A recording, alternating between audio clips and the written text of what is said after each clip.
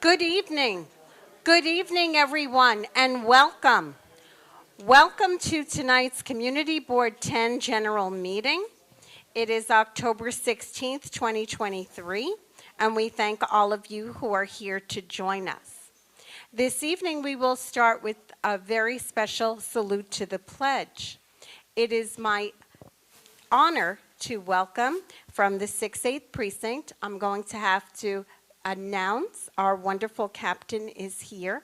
And tonight, I know that you will be leading us in the pledge, but you also have some very wonderful young women here, young rising leaders in Community Board 10 from Girl Scout Troop 2763, who will be joining us. Captain Kristen Schaefer, accompanied here this evening by Officer Frank Engelbretson, is currently assigned as the commanding officer of the 6-8 Precinct as the first woman commander in the precinct's history. A very inspiring title for our young women of the Girl Scouts to hear about. Captain Schaefer is a graduate of the University of Albany and earned a degree in political science, law, and government. Captain Schaefer graduated from the Police Academy in 2008. She served in previous commands, including the 76th Precinct, Information Technology Bureau, 120th Precinct, 75th Precinct, 78th Precinct, and 70th Precinct. Captain Schaefer was born and raised in Staten Island. Civil service is in her blood. Captain Schaefer's father served proudly with the fire department of New York City for 39 years, retiring in 2018. Yes, that deserves applause too. She credits lessons learned about leadership and mentoring young officers from the values that he instilled in her from a young age.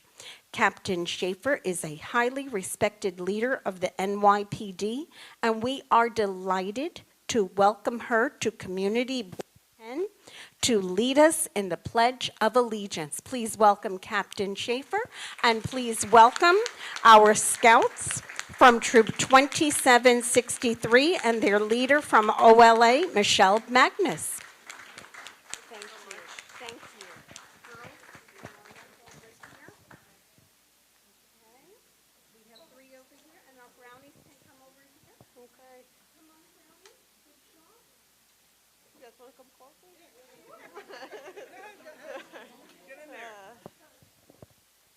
All right, good evening, everybody. If we could just stand up for the Pledge of Allegiance, please. Are you guys, we're going to face the flag? Come on, guys. All right. I pledge allegiance to the flag of the United States of America and to the republic for which it stands, one nation, under God, indivisible, with liberty and justice for all. Thank you, and everybody. All right. Thank you to our Girl Scouts. Left that out. I was also a Girl Scout.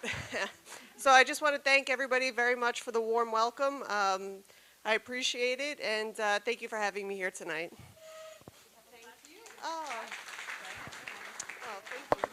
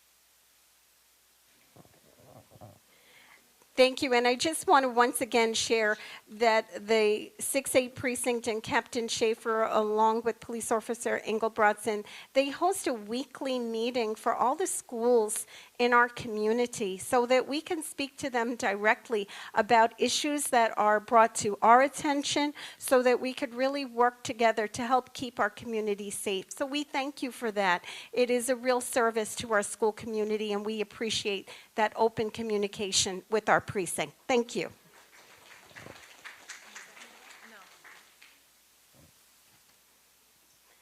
Thank you. And now we will go on with our, hold on one second. We had our pledge. First, we have to adopt our agenda. So, excuse me. So may we have a motion to adopt the agenda this evening? We have and seconded. All in favor? Thank you. Next, I need a motion for the adoption of the minutes. There we have. Oh, and yes. Thank you. All in favor? Thank you. And now we will begin with our public session. So first up, please join me in welcoming Lori Windsor, representing Congressmember Nicole Malliotakis.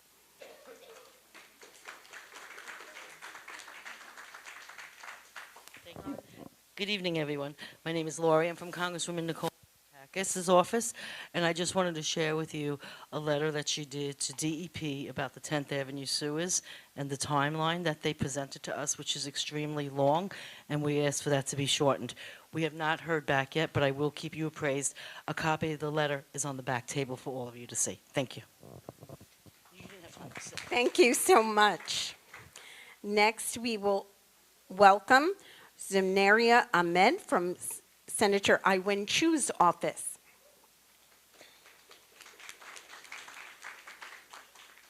Thank you. Appreciate it. Good evening, everyone. My name is Zunera Ahmed. I'm the District Director for Senator Iwen Chu.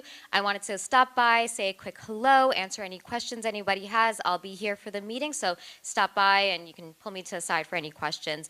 I brought some palm cards from our office. You can find our information here. Our office is located at 6605 Fort Hamilton Parkway, Monday through Friday from 10 a.m.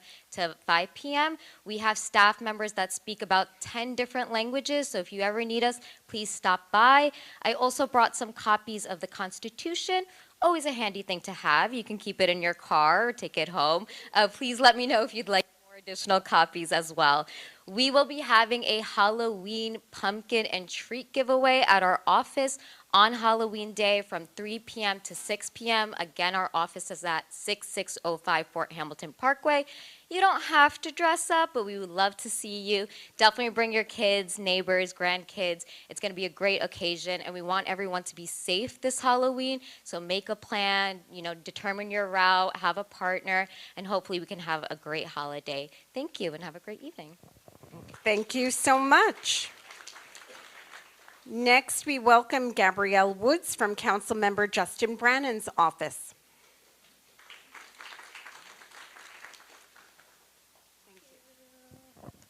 Hi everyone, I'm Gabrielle. I'm the Director of Community Affairs for Councilman Justin Brannan. Councilman Brannan sends his regards. He wishes he could be here. He wanted me to announce two exciting things to you all. One is that he made the announcement today that he will be allocating $6 million in funding for the new Bay Ridge Community Development Center. That's really exciting. They're right next door. They do vital work in our community. They offer social services, recreational programs, they do their grocery giveaways, and they're just going to build and build on that, and we're really, really excited to support that. He also announced a few weeks ago that he secured $51 million in funding for the Diker Heights sewer upgrades. We've all been seeing these really strong storms, dumping a lot of rain on our communities, and we all know that these sewers need to be able to function properly and to support, just our community and work correctly. So that being said, I also wanted to mention that we have a few events over this month. I put all the flyers over there, but I'll just talk about them super quickly. One is the mammogram bus. That's happening on October 25th. You can just call our office to make an appointment. It'll be right down the block from our office. We have our annual Owl's Head Halloween Festival. That's going to be really exciting. That's on Sunday, October 29th. And then lastly, we have our e-waste and shredding event, which was postponed. So we're looking forward to having that happening. So gather all your paper, all your clutter, all your electronics to recycle, and we'll see you there. That's November 4th. And like I said, stuff is over there, the pamphlets, and I'm over here if you have any questions. Thank you. Thank you so much. Next, we welcome Nancy Lulu from DA Eric Gonzalez's office.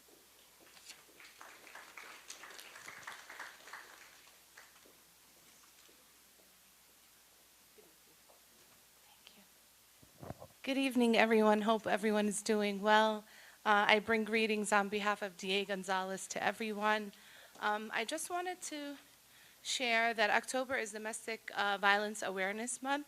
It is a time to shine light on this crucial issue. The Brooklyn DA's office is committed to pursuing justice, providing support to survivors, raising awareness, and breaking the cycle of violence in our community.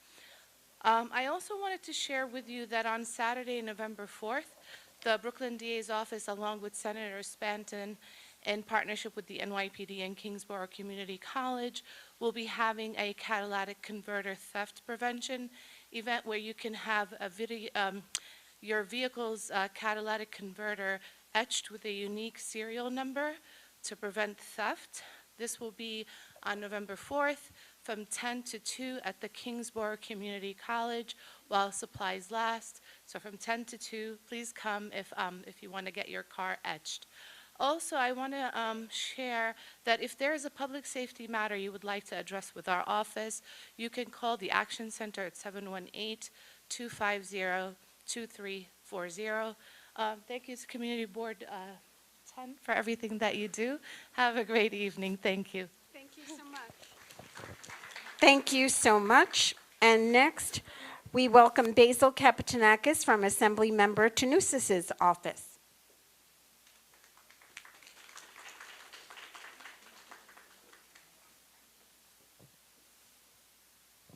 Hi, good evening, everybody.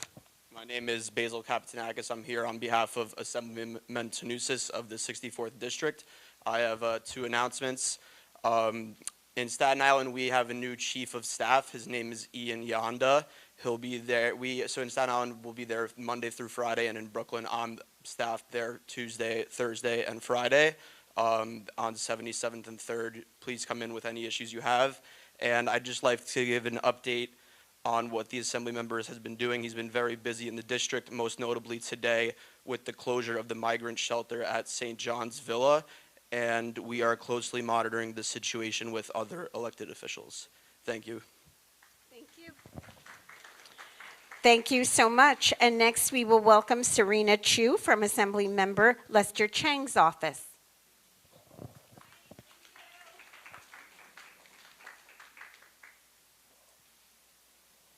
Hi everyone, how is everyone doing? October is here now. Ready for Halloween? Okay, so our Assemblyman Lester Chang couldn't make it today, so I'll be speaking for him. Next week on Tuesday, October 24th at New Trick High School, 6:30 p.m., we're having a big town hall meeting, and we're inviting everyone to come to our town hall meeting.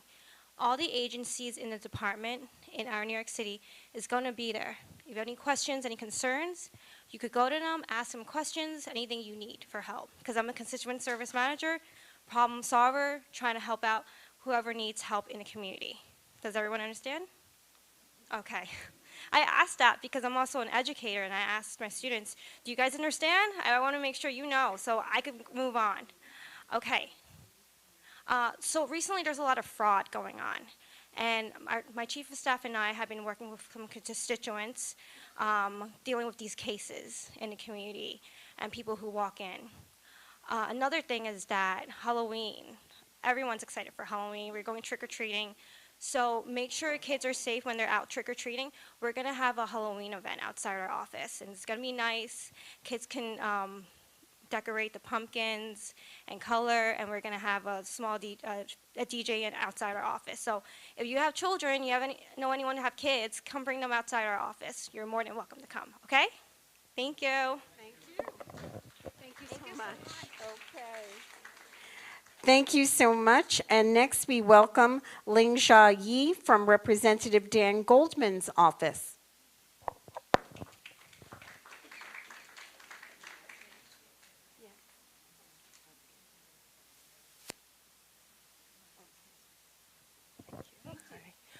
Good evening. My name is Ling Jia Yi. I'm here on behalf of Congressmember Dan Goldman, who represents New York's Congressional District 10. Just a couple quick updates from our office's legislative work and constituent service work. We have, Congressmember Dan Goldman has been working very hard to try to coordinate with the State Department to bring Americans stranded in Israel and Gaza safely out of there. In case the State Department does run a list of emergency contact for like a sign-up sheet for people to sign up for help to get out of the situation over there, and they are arranging charter flights to bring Americans out there. They bring people, to maximize the speed to bring people out. They're not bringing people back directly into the United States. They're bringing people into Greece, Cyprus, and other European locations, so the flights can go back and forth quickly to bring as many Americans out as possible and as fast as possible. And if anybody who know people who are there, Americans who are there who haven't signed up, please tell them to please help spread this information, and they can always reach out to our office if they need assistance. And Americans who are stranded in Gaza, currently there are about 500 Americans who are stranded in Gaza. And the State Department is working around the clock with the government of Egypt and the government of Israel to coordinate a way for them to leave Gaza through the Gaza and Egypt border, and they are still working on it. And then they are in touch with. Right now, they're in touch with about 500 Americans in Gaza. If and who I guess reach out to State Departments through the sign-up sheet. So if the link is available on State Department website, so if there's anybody in Gaza who needs to sign up, who hasn't signed up, the help is there that's available. Yeah, oh, sorry. And thank you. Thank you so much. Next, we see that Jessica Callow has joined us from the Borough President's Office. Jessica, you're not speaking? Okay, we're waving at you too. Thank you. Thank you, Jessica. And next, we have Maya Yeddin from Senator Gonzalez's office.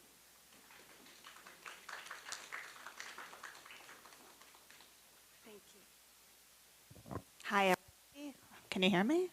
I am not going to take up too much of your time. I am Maya Yeddin. I am Deputy Chief of Staff for Senator Gonzalez. Our new upcoming events, Owl's Head Halloween on the 29th and Shredding on 11/4. Gabby from Justin's office already shared with you, and the flyers are on the table. Just wanted to update our office hours. We are doing mobile office hours in the BPL Brooklyn Heights branch. First Wednesday of every month in the afternoon from 2 to 5. We are in Councilmember Brannon's office Mondays and Thursdays from 9 to 5. And we are in our office in Gowanus every day. So if you need us, come in or give us a call, 718-238-6044. Thank you. Thank you so much. And next we will welcome Thomas Green to speak with us about Denise Wharf.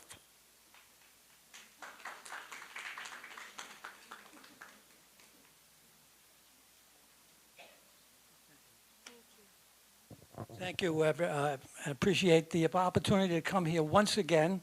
Over the years, we've been able to have a very important community participation and environmental program that we offer for the children of the local schools. We clean up the beach. There's a beach in Bay Ridge, happens to be located at a place called Denise Wharf.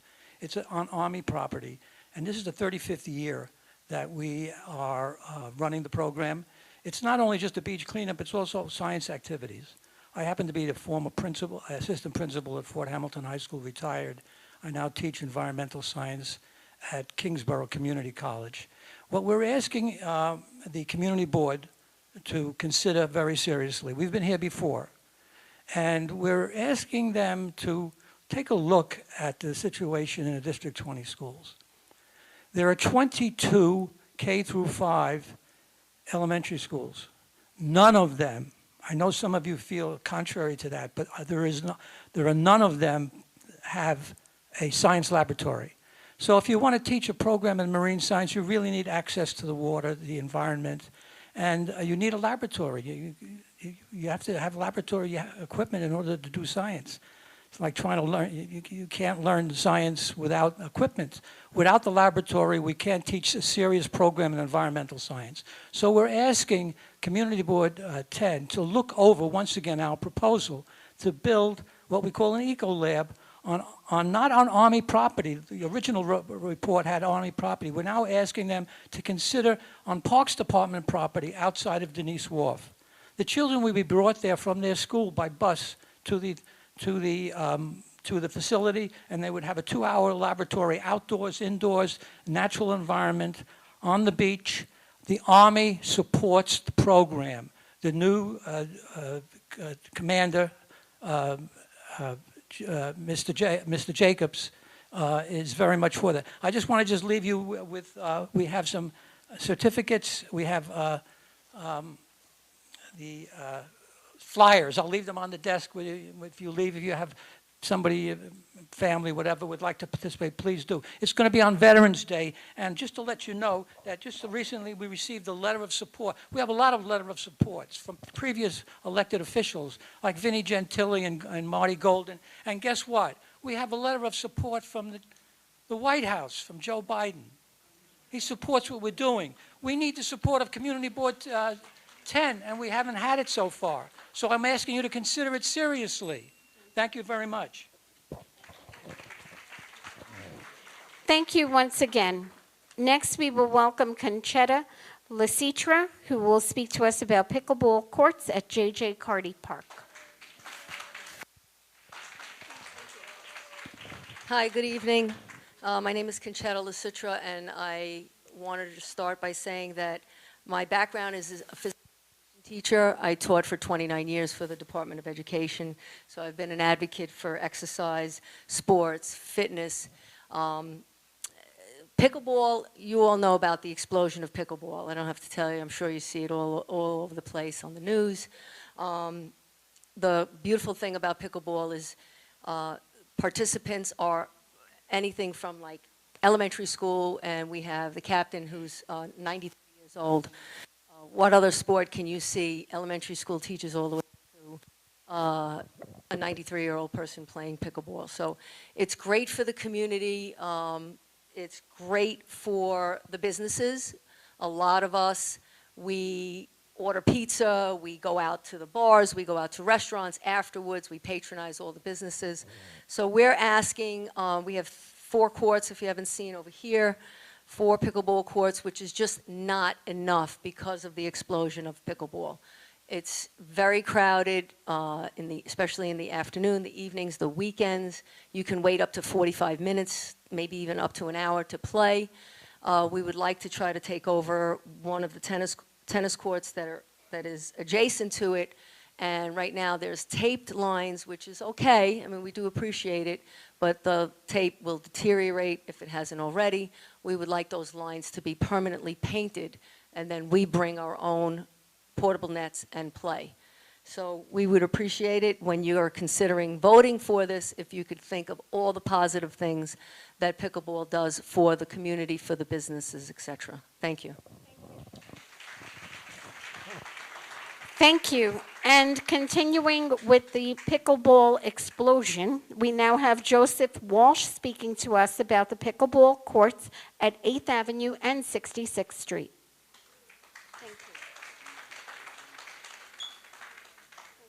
Okay, hi, yes, so it's been going on a while. We've been at 66 and 8th for 3 years. Peter Lovett, who was the manager here, he got it started soon as COVID hit. He picked a very good spot, which was junior tennis.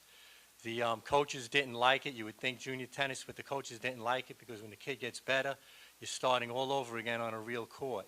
They were basically not used at all. So we got 4 really nice courts. We started taping it ourselves, using temporary nets. It's been an ongoing thing. We now have permanent nets. It's just, we're right on the sidewalk. Everybody sees us. Like some of these courts are in parks. We're right on the street. And it's a congested neighborhood, and people are showing up in large groups, and people are waiting a long time. I can't speak for other clubs. I mean, I read things in the newspapers that there's like friction between the tennis players and the pickleball players. That's not happening at 66th and 8th. Most of our new players, the people that started 3 years ago, they were all tennis players. And we have a very good relationship with the tennis players. And what's happening now is that there's 9 tennis courts there and 4 pickleball courts. You might see 7 tennis courts being used. And you think, well, you know, that's almost maximum. But if you actually know the people, you'll find out that 4 of those courts, 8 of those people playing are actually pickleball players, and they're just playing tennis because they have to wait an hour or 45 minutes to play pickleball. There's only 4 people actually playing tennis or came there to play tennis. And I mean, I could go on and on, but we really need more courts, and we need, so there's 9 tennis courts at 66 and 8th, and they can be dual purpose, and we also want to paint it for pickleball. And that will bring it up to 10 total pickleball courts at 66 and 8th. Thank you very much. Thank you. And next we welcome Angela DiCarlo to speak with us about traffic conditions outside the Fort Hamilton Senior Center.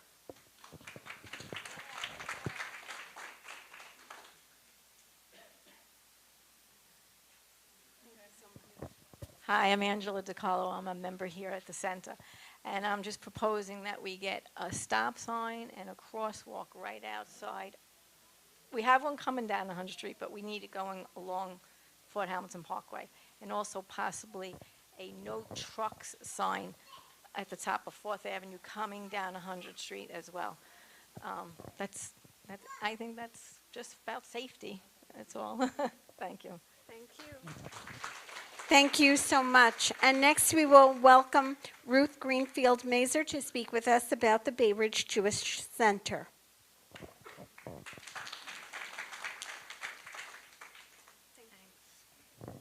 Hi, everybody. I just want to make a very happy announcement. After waiting for about 3 years, we now have our flea market. We have a date for November 12th, and many of you have come at different times. We have over 50 vendors renting tables and selling whatever, and lots of stuff gets sold. People have asked if we're going to have our hot dogs again. Yes, we will. So we sell refreshments. It's a busy, active day. It's a great day to see your neighbors and friends and say hello to people. And we're really happy to present to our community this really nice, fun, upbeat community event, especially at this time. So I have put our flyer on the table. Please take one. If you're interested in the table, if you have any information, there's an email address. And we hope to see you then Sunday, November 12th. Thanks so much. Thank you so much. And next we welcome Herbie Koloff to speak with us also about parking lot spots.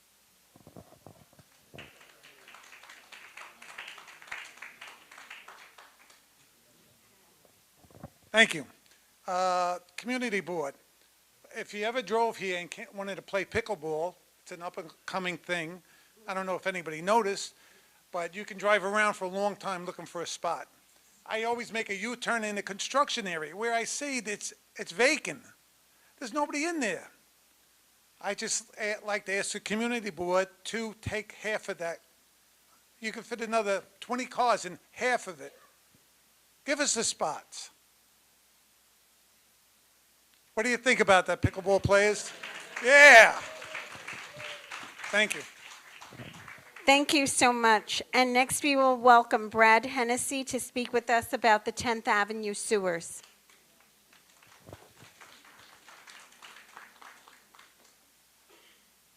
Welcome back. So I'm just here to make sure that the support stands strong with us to get this job done. Thank you, Malatakis and Brennan. We're still got to push this date up. We're just sitting in our basements and cleaning raw sewage out. It's not fair at all, especially when we pay high taxes and it keeps going up. I would love to play pickleball and all that. I'm just busy in my basement cleaning it up all the time. So, and I know I'm not the only one. I see others on here, but I'm hoping that this is the start to get what we deserve, which is a house that functions, because that's what we bought, you know. I do have a question about the Owl's Head Treatment Center, wastewater. Does that help us in any way, the money that they're asking? Because it's a thing to possibly move up to help other people also.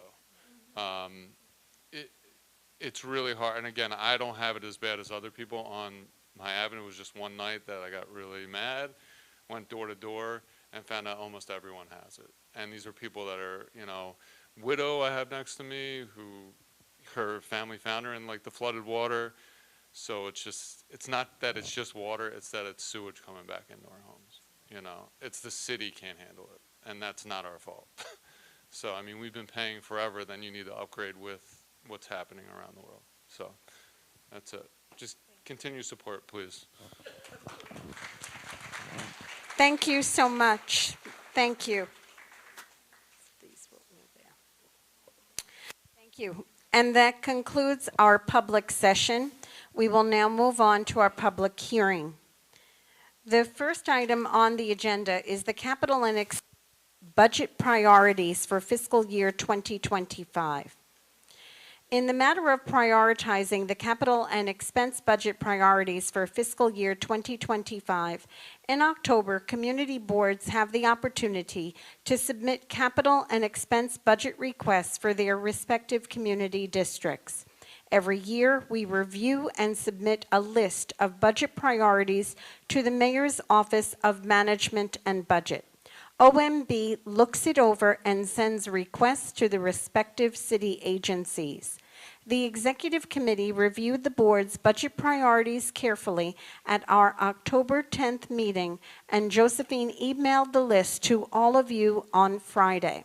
We have copies of that here for you to follow if you did not receive it, if the board members did not receive it. We will begin with the motion to dispense with the reading of the capital and expense budget priority list. Do we have that? Yes? And seconded? Okay. All in favor? Are there opposed? Any recusals or abstentions? No. Okay. So now we will open up the discussion regarding the capital budget priorities. Please note that these are the blue sheets. These are the blue sheets. Do we have any items to discuss?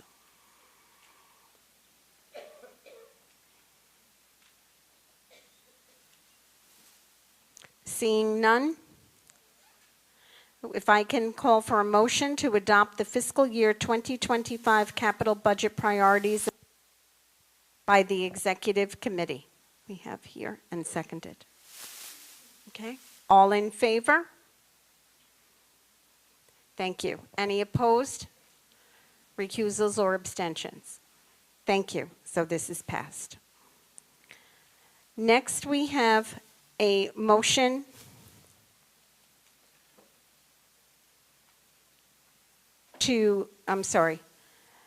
we're going to turn to the expense budget priorities for the fiscal year 2025. These are the yellow sheets. Please note that the executive committee reviewed this list, and we will open up discussion. If there are any points to discuss at this time.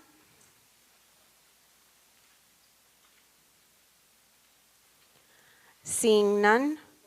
Oh, sorry. Okay.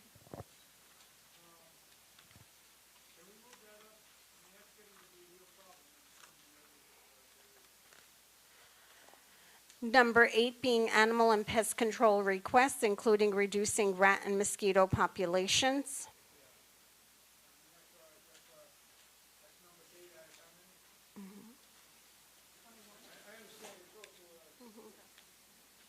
It is in the top 10.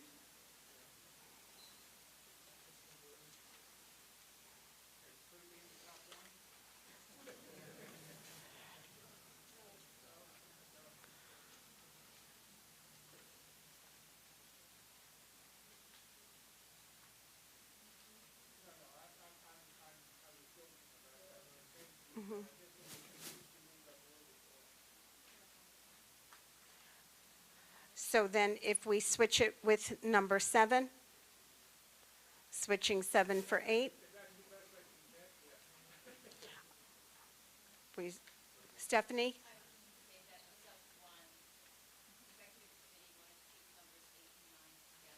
I see.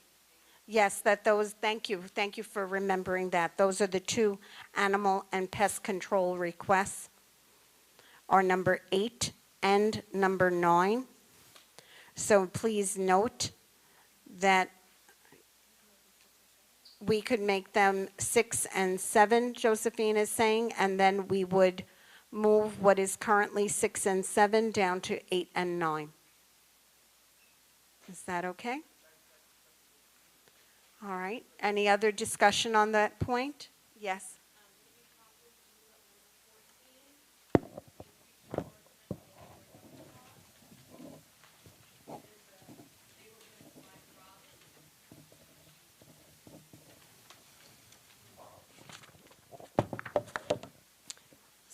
So the call was for number 14.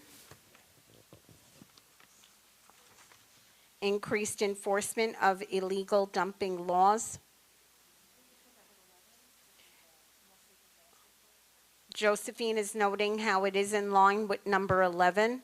So if we moved it up to number 12 and move the other 2 down, would that be acceptable? So this way we were really trying hard, as Stephanie pointed out, to try and group things together that involve the same type of problem.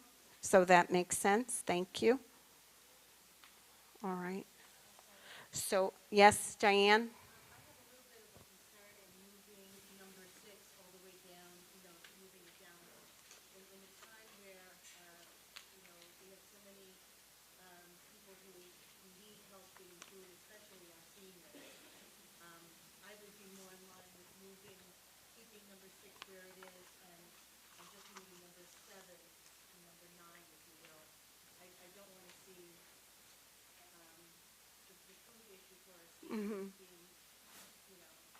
Okay. Do we have further discussion on that? I have an agreement here. Thank you. And then we had another person agreeing in the back and over here. Thank you. Okay. So 8 and 9 become 7 and 8. Okay. And the forestry services moves down to number 9. All right. And on that following page, we had number 14 moving up to number 12. 12 becomes 13, and 13 becomes 14. Okay? Thank you. We have another question?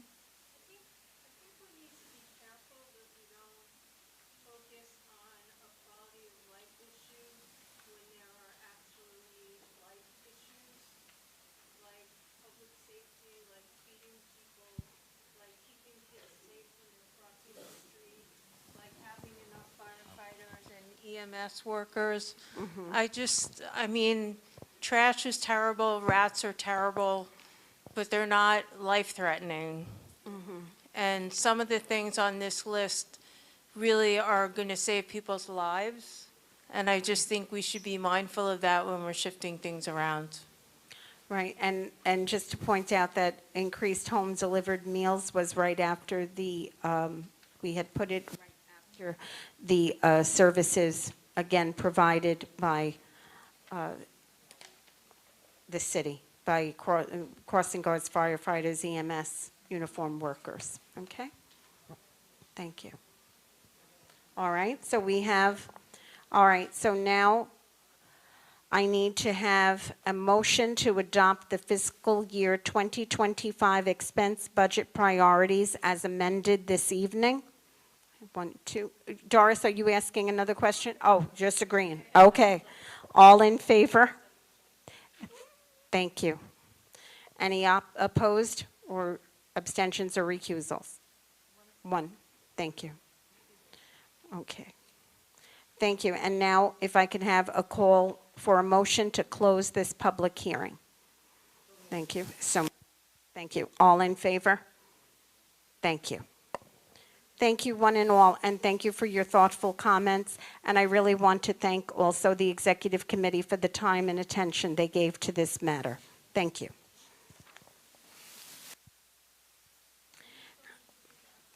Thank you. Next, yes, that's next. I'm getting to it. Sorry. Next, we will move on to the new SLA wine, beer, and cider application. May I please ask Chris Ellison to come on up to give us the committee report and recommendation for our discussion and vote. Thank you. Good evening. The Police and Public Safety Committee meeting was held on October 11, 2023. The meeting was a hybrid meeting in person at Community Board 10, District Office, and on Zoom. Met in quorum, and the agenda was as follows. New SLA license for wine, beer, and cider license application and temporary retail permit at Wonder Room Coffee Incorporated, 7904 3rd Avenue, Brooklyn, New York, 11209. The second item on the agenda was notification of adult use retail dispensary license application review process for Community Board 10. The new SLA wine, beer, and cider application for Wonder Room Coffee Incorporated, located at 7904 3rd Avenue, Brooklyn, New York, 11209. This is a change of method of operation for wine, beer, and cider. The applicants Miriam Gorgelia and Natalia Pizovkov were present, along with the representative Michael Kelly. The premise has operated as a cafe since March of 2022. The hours of operation were Monday through Sunday, 7 a.m. to 10 p.m. The change is to change their method of operation by changing their hours to Monday through Sunday, 7 a.m. to 11 p.m. They did present signatures from the community in support of the change. After a discussion period, the committee's recommendation motion is to deny the applicant unless the applicant agrees to the following amended stipulation. The premise will operate as a restaurant. There will be no sale or consumption of alcohol on the premise until the appropriate license is issued by the SLA. Applicants will not serve or allow BYOB until a license is obtained. The owner or manager will be on site during all hours of operation. The hours of operation will be Monday through Sunday, 7 a.m. to 11 p.m. There will be no smoking permitted. There will be no outdoor music. The doors and windows shall remain closed with any amplified music. Background recorded, all music sound levels will remain below the level permitted by New York City Noise Code. Once the SA license is obtained, the community board may call upon the applicant to address any concerns that may arise. There will be at least 20% visibility view into the establishment at eye level. The applicant agrees that should it change its method of operation, it will give notice and meet with the community board committee at least 45 days in advance of any such change. The committee met in quorum. Motion was unanimous in favor. So, any discussion? This is basically just changing the hours. They're adding an additional hour from 10 to 11. Barring no discussion, all in favor? Opposed? Abstentions or recusals? That's it. The second part of the agenda, I'll give that later as an FYI. Thank you so much. And now we'll move on to the chair report. So once again, good evening and welcome to our October meeting. As you have heard, this is our month to review our capital budget priorities and requests. We are delighted that our first priority from the last fiscal year has been funded by our electeds. You've heard from Councilmember Brannan and our Representative Maliatakis' office. This issue is to address the remedial action needed regarding sewer backup along 10th Avenue. This issue was raised at our community board meeting last year, and the advocacy of the residents, along with the support of our community board and electeds, have brought it to being addressed. We look forward to learning about the improvements this will make to our neighbors, and we look forward to an update from Mr. Hennessy as this moves forward, and we appreciate your strong advocacy on behalf of yourself and your neighbors.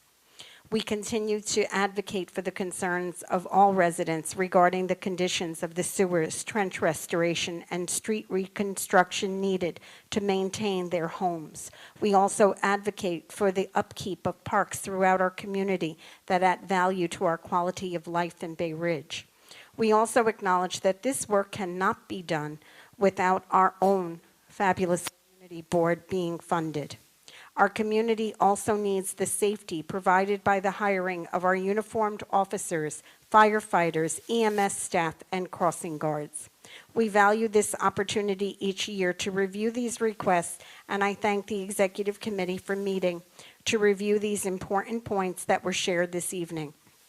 We are also indebted to Josephine for her organization and details provided for our committee. This month, our Borough President, Antonio Reynoso, has released his comprehensive plan for Brooklyn.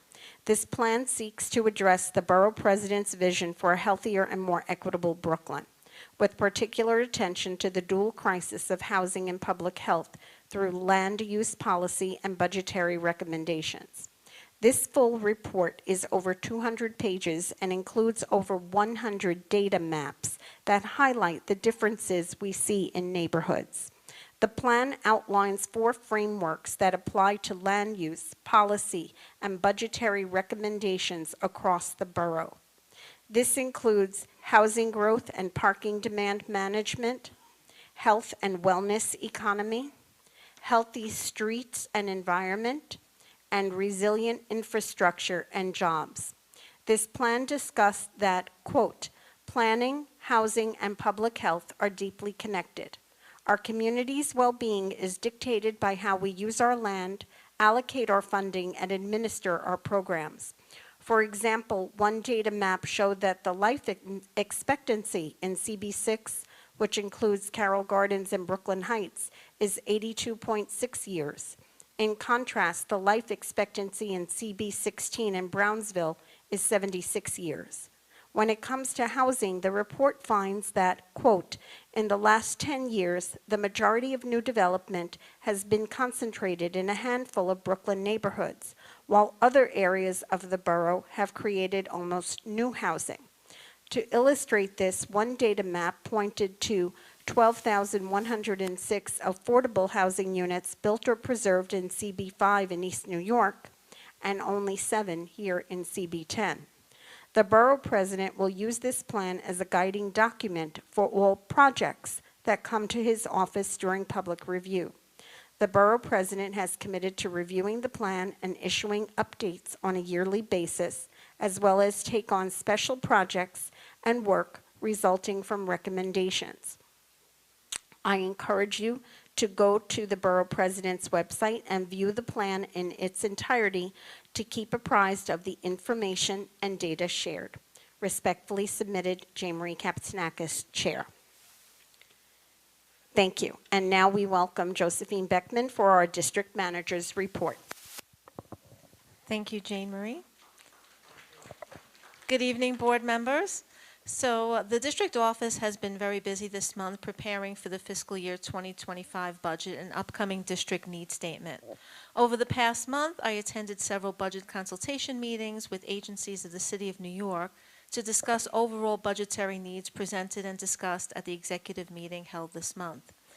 The district office emailed via constant contact, also to our community organizations, and received great feedback. and we are very grateful for the community participation this evening. Milling and resurfacing resumed in Community District 10 this month, with portions of 5th Avenue and 65th Street completed during the evening overnight hours because of the busyness along 5th Avenue. The actual resurfacing will begin this week, starting tomorrow night, weather permitting. I wanted to share with the members of the board that the district office has been working on several committee meetings, and we did reach out to 3 agencies this month to set up committee meetings that have not yet been scheduled. A request to tour Owl's Head Wastewater Treatment Facility, a request for a presentation and time to take questions from the public on the proposed rule change for added containerization and organics rollout with the Department of Sanitation, as well as an update from the School Construction Authority on the status of all capital projects taking place now in Community District 10. In response, the office was informed that agencies did not have staff available in the PM hours to attend our meetings. I did explain that as volunteers, board members are only available in the PM hours, and I submitted questions instead to the School Construction Authority and am awaiting reply, and I also appealed to both DEP and to the Department of Sanitation to see if down the road we can schedule a meeting on these important items to board members. There are 2 upcoming citywide text amendments that I just want to highlight for the full board. They are part of the City of Yes. First, you will hear briefly tonight about zoning for economic opportunity, which is promoted as supporting businesses and job growth by ensuring a wider range of businesses within the existing commercial spaces.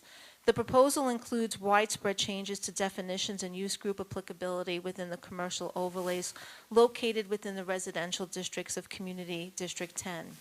The second will be the City of Yes for housing opportunity, which will have impacts on zoning here in Community District 10 as well. The goals are to create more housing in every neighborhood. It is important for all to understand the proposal's impact on our district as well as citywide. We will need your help in the next few months to help spread the word. And as a reminder, all board members can attend any of our committee meetings, including our Zoning and Land Use Committee, which will be working hard over the next few months. The New York City Department of Transportation will be holding workshops on the BQE South, which is the portion of the Brooklyn-Queens Expressway south of Atlantic Avenue to the Verrazano Narrows Bridge, which includes District 10. So participants at these workshops can learn about the effort to reimagine the corridor and contribute ideas to shape its future. We spoke to TNC Chair Jack Zhang and are encouraging all board members, especially members of our Traffic and Transportation Committee, to attend these important workshops. We will also be collecting food next month at our general board meeting in loving memory of our late Community Board 10 member Helen Sokolowski, who was a staunch advocate, a dedicated volunteer, and passionate about the need to collect food for families in need. This year, non-perishable food donations can be delivered either directly to St. Patrick's Rectory at 9511 4th Avenue, or you can drop them off to the district office or here at next month's meeting. And it's very hard to believe that this is our 15th annual drive. This is great, and we always do well each year, and St. Patrick's is very appreciative. The Senior Issues Housing, Health, and Welfare Committee held a well-attended Narcan training thanks to Maimonides Health's EMT department for their wonderful presentation, and to Healthcare Choices New York for donations of Narcan kits. For those who did not receive a kit, the district office has requested an additional 15 kits, so please let us know by just dropping us an email if you would like to have a Narcan kit. The Brooklyn Veterans Appreciation Parade, as you know, the leaders of that group had presented to the board a few months ago. The parade is actually going to kick off on Saturday, October 28th, 11 a.m. at Rogers Avenue and Eastern Parkway. The information is posted on our website, and we will also share in our e-newsletter blast. I am pleased to announce that Community Board 10 will be partnering again with the Bay Ridge Environmental Group for another cleanup at Shore Road Park, which we're very excited. Dan Loud and I have been working hard on this, and we hope the weather cooperates this Saturday. So I invite any board member who is interested in coming and help us. We have over 100 young people signed up already to participate, and we're very excited about it. So if you're in town and want to help, please just drop me an email and let me know so we could put you on our volunteer volunteer list. And the next general board meeting will be right here, Monday, November 20th, at the Fort Hamilton Senior Center, and we look forward to seeing you soon. Thank you. Thank you so much. And this evening, providing our treasurer's report, please welcome Shirley Chen. I'm sorry.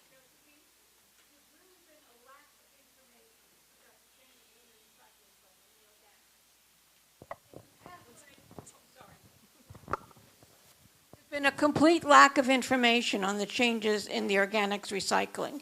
In the past, when the Department of Sanitation has done this, they've sent out a card, like a 4x6 card, telling you of the new rules and regulations. If they won't come to a meeting, could we at least ask that they send a similar card to all the residents of Brooklyn? Yes, I will definitely reach out. I did mention to the Department of Sanitation Community Affairs Division, who I spoke with, that I felt it imperative. We're getting a lot of questions at the district office from everyday residents, 1 and 2 family homes, some mid-sized buildings, and having a representative actually come and give a presentation on organics that we live stream to YouTube would be helpful. But if they're unable to do so because of staffing, we will ask for that handout. Thank you, Doris. I will do that.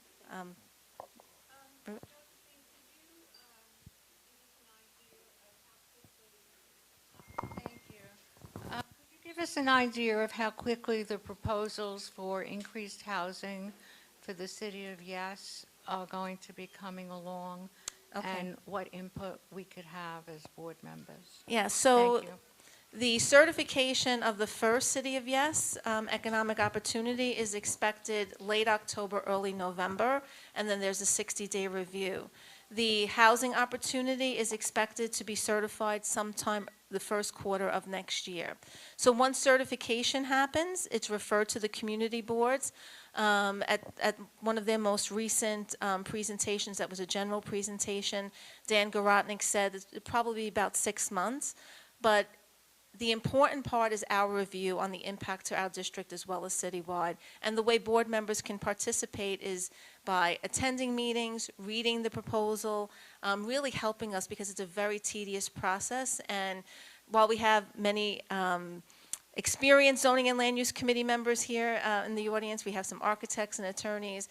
It really takes a group effort. So if you can help in that way, I look out for my emails and notes about upcoming meetings. So housing opportunity will be the first quarter of next year. Thank you. Thank you so much. And once again, please welcome Shirley Chin with our treasurer's report for this evening. Thank you, Jane. Good evening, everyone. Community Board 10 Treasurer's Report as of September 30, 2023. Total personal services is $62,653.08. Total other than personal services, we have $3,630.17, leaving an encumbered budget balance of $210,649.75. Thank you. Thank you so much. And next we will move on to our committee reports. Please welcome our Parks Committee Chair, Diane Gennardis.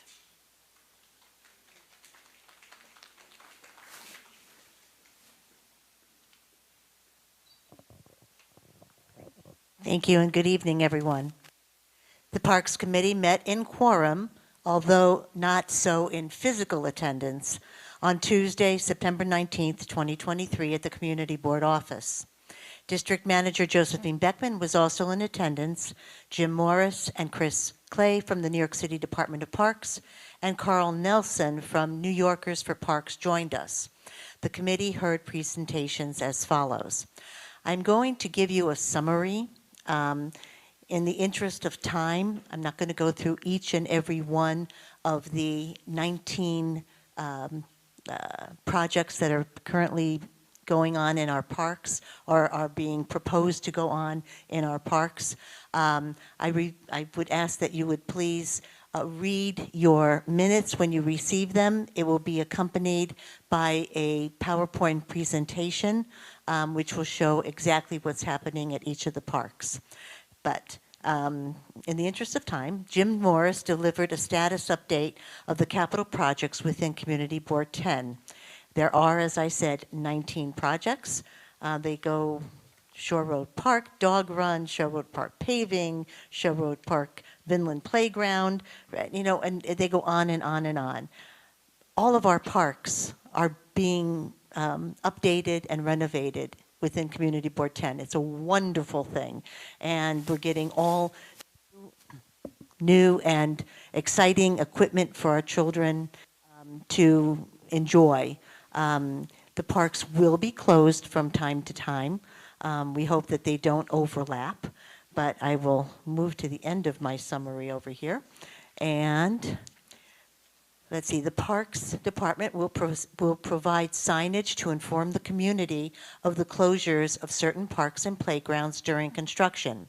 There are many playgrounds within CB10 which might be closed at the same time. These will be rolling closures, and therefore, as projects are completed, there will be a rolling reopening. Nothing can be done about this. It is unfortunate that the playgrounds will be closed, but once the projects are completed, the children will have state-of-the-art playgrounds to use and enjoy. These projects completed by citywide services will be the same team working on all the asphalt work in all the parks, and the Parks Department will try to stagger the closures to allow some parks to be open when possible. Our discussion also included the topic of increased sightings of rats in the parks. During the summer months, there is an increase in the rat population. Our parks manager, Chris Clay, indicated that they were aware of the increase in Owl's Head Park, Dyker Beach Park, and Shore Road Park. They have conducted serious cleanups in the area in the high 90s and will continue their work in these named areas. The gardeners have removed a good amount of brush from the Shore Road parks between 79th and 72nd Street. During the colder weather, the rat population decreases. Manager Clay asked that if you see any rats, please contact him to advise of these sightings. And that was our informational report. I'll just go on. Okay. We also spoke about the need for increased enforcement of the electric bikes and mopeds along the bike path. And we will get more information on the NYC e-bike pilot program, which is being implemented by the mayor. Our second presentation was from Carl Nelson from New Yorkers for Parks. This is an organization that advocates for an increase in the maintenance and operations funding for all parks. Mr. Nelson introduced this organization as well as the Play Fair Coalition, of which New Yorkers for Parks is a co-founder. They are advocating for 1% of the city budget be allocated for parks. Currently, the funding is at 0.6% of the budget, which falls short of funding that other city agencies get and also falls short of funding that other major cities provide for their parks. The mayor supports this initiative, but has not followed through on actual funding. Mr. Nelson requested that Community Board 10 offer a letter of support and adopt a resolution of support for this initiative. A motion was made by Jonathan Bova and seconded by Henry Stewart to provide a letter of support for the initiative. The motion passed, and we now require a second from the general membership since we did not have a quorum in person. So, do I have a second to that motion? Dean, thank you. Any discussion on the motion? Dan?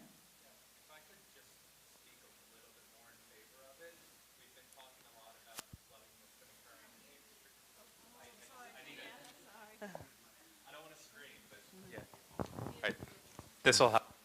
I just wanted to speak a little bit more in favor of this. We've been talking a lot about the extreme weather and flooding that a lot of us have been experiencing. Besides being good for our kids and being nice to look at, parks are also extremely helpful in dealing with extreme weather. If our city is just asphalt and cement, there's nowhere for the rain to go besides into our basements, inside our subways, into our businesses. So this is extremely important, and I think a lot of people don't realize how little we actually spend on our parks. I think we all probably assumed it was at least 1%, and it's not. So just a little bit more in support of this. Thank you. Any other discussion on the motion? Then we'll move the question. All in favor? Anyone opposed? Recusals? Thank you so very much. Oh, I'm sorry. Yes.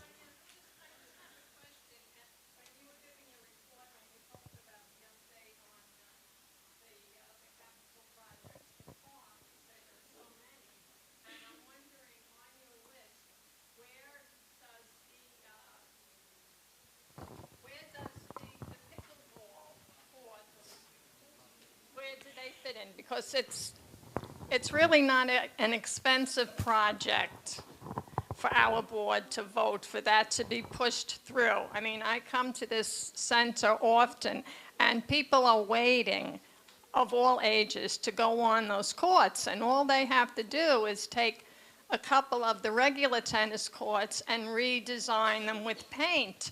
Now, how long do we have to wait? Well, I mean, I don't play, but how long do the pickleball players have to wait for that to be done? It seems like we could do it, and it never comes up. So in terms of the projects that are currently in progress and those that are in design phase, et cetera, Parks Department always comes to us with a design phase meeting, and we're able to indicate at that time what things we would like to have in the park. For example, we had a big meeting when we did McKinley Park, and we expressed what we would like to see. And then they go back and they design. The pickleball issue is fairly a new issue, okay? And so we would need to contact parks, and at least for those projects that are going to happen, you know, in the next 3 years. It's a process. It's a process. So just so that everyone knows, I know this was brought up to Commissioner Marty Marr, and he didn't really think it was a big deal. So, June, when we met with Parks Department, they said if they can put a pickleball court at a local park, they're looking to do that. It's on our capital list, you know, as a priority. And during refurbishments, if there's a way to add, the Parks Department specifically mentioned that at the meeting, the ability to add more courts. It was noted here today. We're going to give an outreach to Parks Department following the meeting based on the participation here Thank tonight. you. Absolutely. It just seems it would make so many people happy, and I mean, that's why we're here.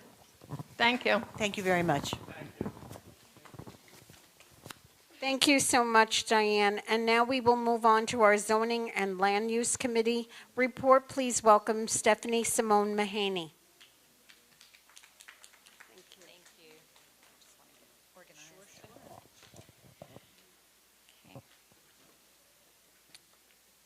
Okay, good evening, everyone. The Zoning and Land Use Committee met on Tuesday, September 26th in a hybrid session on Zoom and in the district office, and consequently, the committee did not meet in quorum.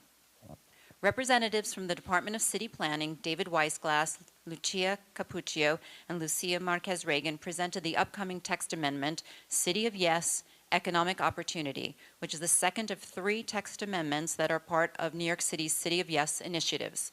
This board reviewed the previous text amendment, Carbon Neutrality, in June of this year. The City of Yes for Economic Opportunity initiative is intended to support small businesses, create thriving commercial corridors, and bolster New York City's economic recovery by modernizing the city's zoning regulations, which have barely changed since 1961.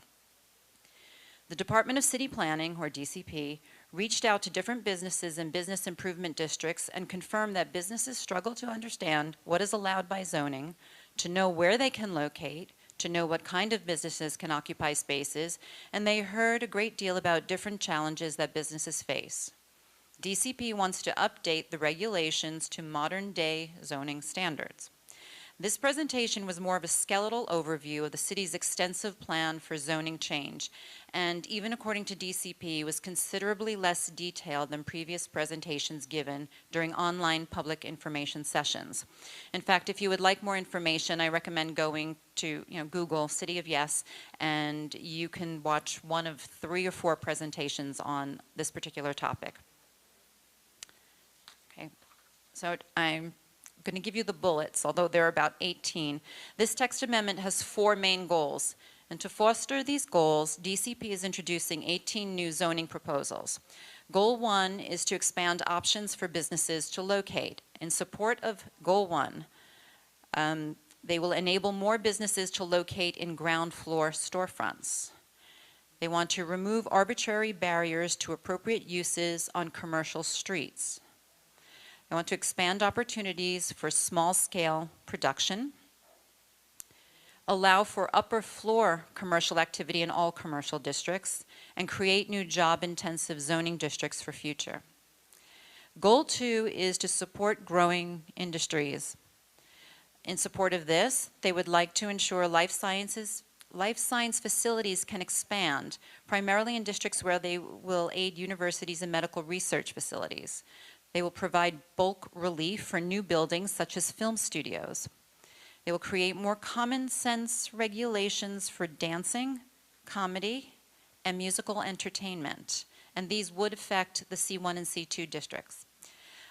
They will simplify rules so amusements and experiential businesses can flourish. They will potentially enable state licensure of casinos. And they will clarify rules to enable indoor uses such as urban agriculture.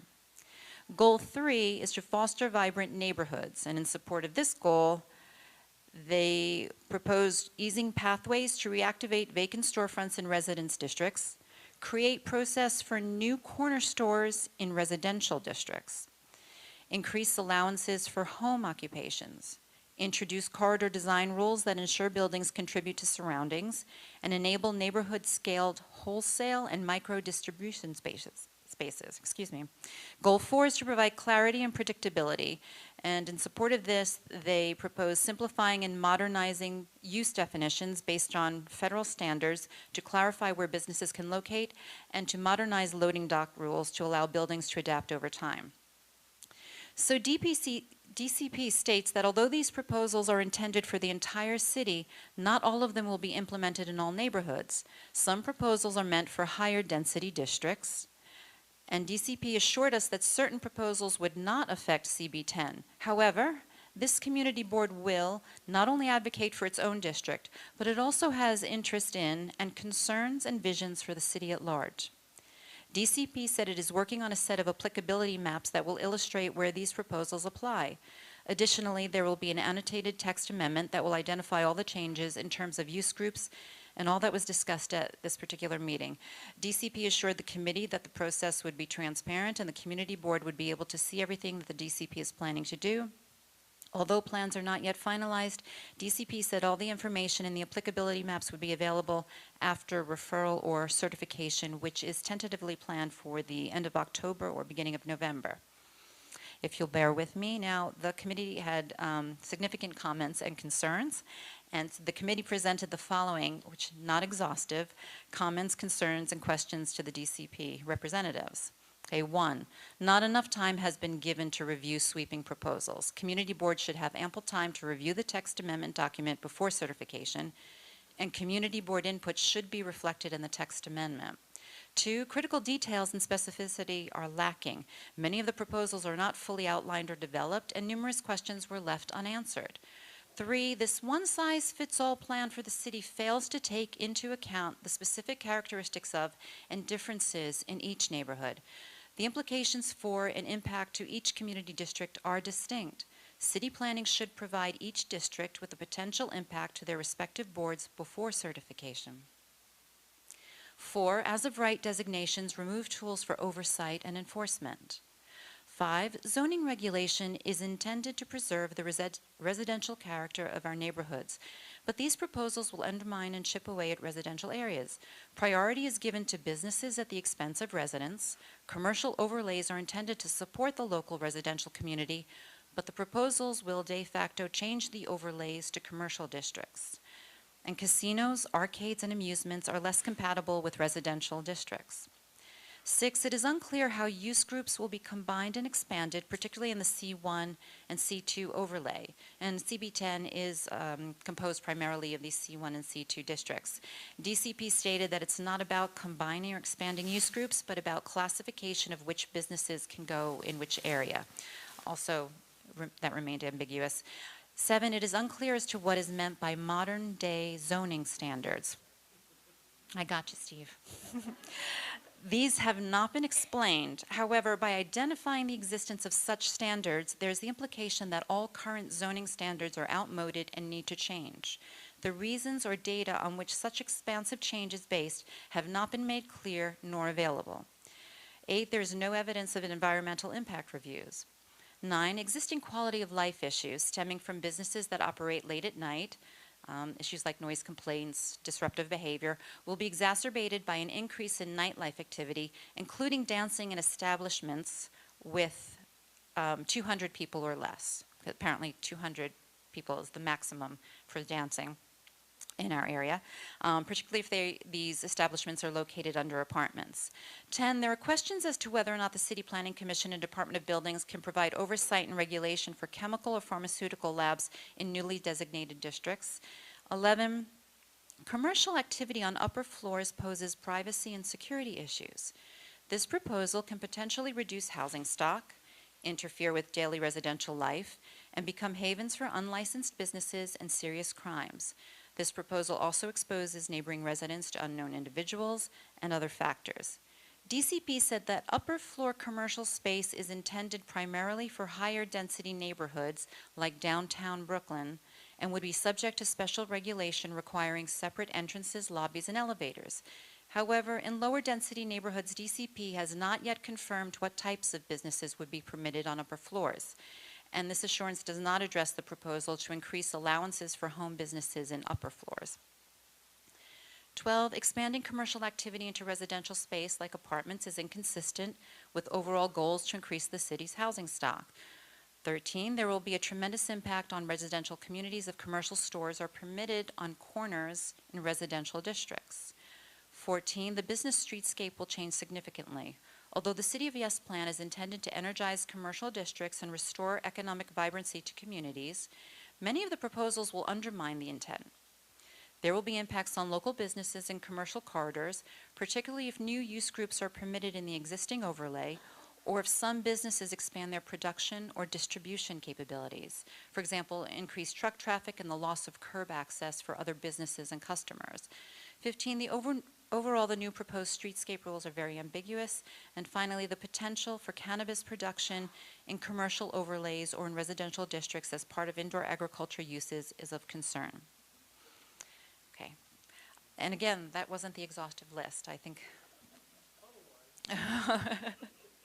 the committee recommendations. In light of these significant concerns and many unanswered questions, District Manager Beckman requested that the DCP send a copy of the draft text amendment to the community boards prior to certification, and the committee decided to prepare a letter to the chair of New York City Planning Commission, Daniel Gorodnick, requesting more time to review the expansive zoning proposals.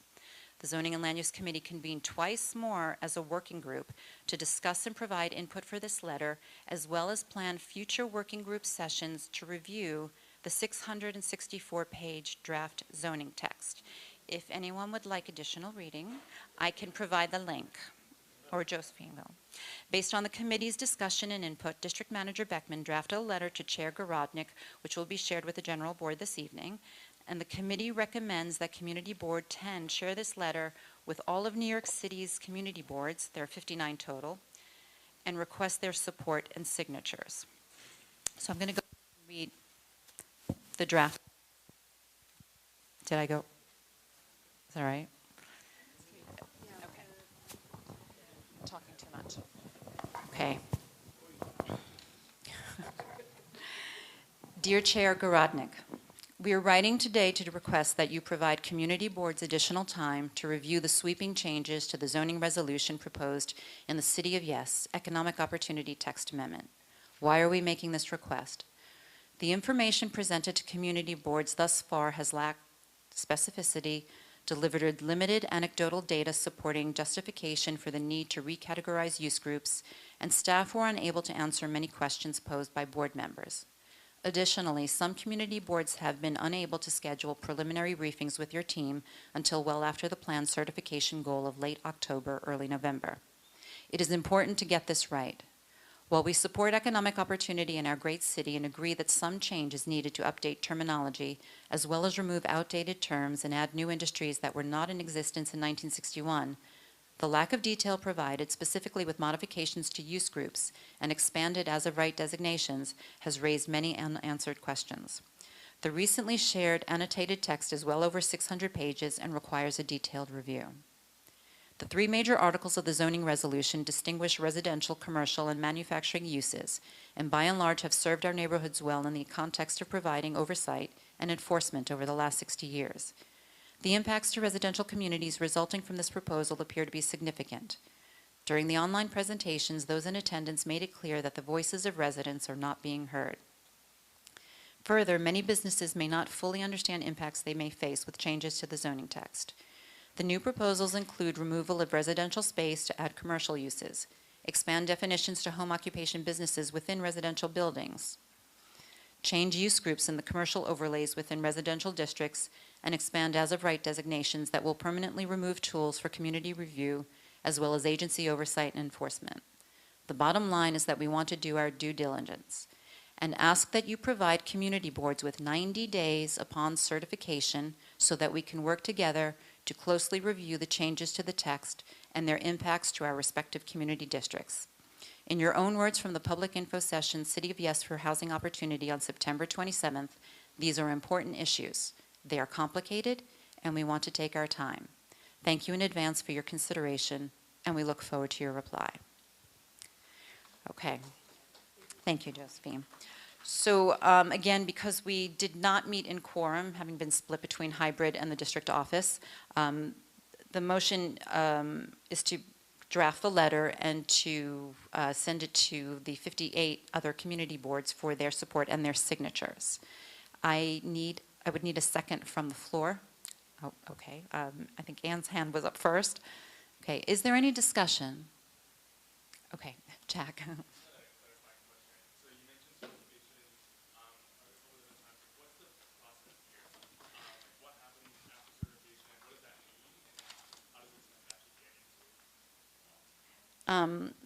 Josephine might be able to better speak to the certification, but I have the timeline in front of me.